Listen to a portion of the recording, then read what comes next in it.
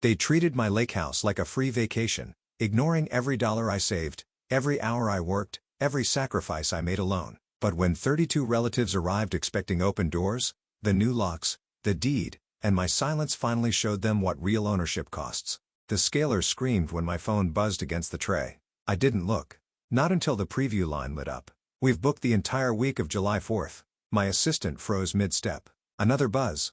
"Whole family, 32 people." I set the scaler down the click, echoing too loudly in the white room.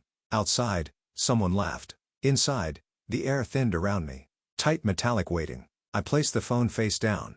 Steady. Deliberate. They thought this was just another family announcement, one I'd swallow like always, but they had no idea what a closed mouth can set in motion. My name is Juliet Rowan Hale, and most of my life has felt like standing just outside a doorway, close enough to hear everything, never close enough to be invited in. I'm the child in the middle, the filler, the one people remember only when someone else needs something. My older brother, Callum, was always the headline, the athlete, the risk-taker, the one mom liked to brag about at barbecues. My younger brother, Evan, arrived with the effortless charm of someone who'd never had to fight for attention a single day in his life. The world met him with open palms, and every time it did, my parents clapped along.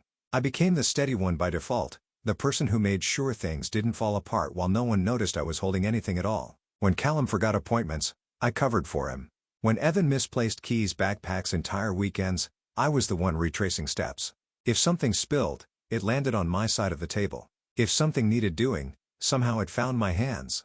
My mother, Helena, used to pat my arm and say, "Thank you for being reliable." My father, Mark, would nod like he'd just confirmed a job assignment. Reliability is a strange cage. You don't realize you're trapped until the door closes from the inside. Over years, I learned to shrink the edges of what I needed. I kept choices simple. I managed my own expenses. Quietly wrote down every bill in a little spiral notebook so worn the cover curved like a wave. I didn't ask for help because help always came with commentary. I didn't mention dreams because dreams had a way of being repurposed into someone else's convenience. Still, I kept one dream tucked deep.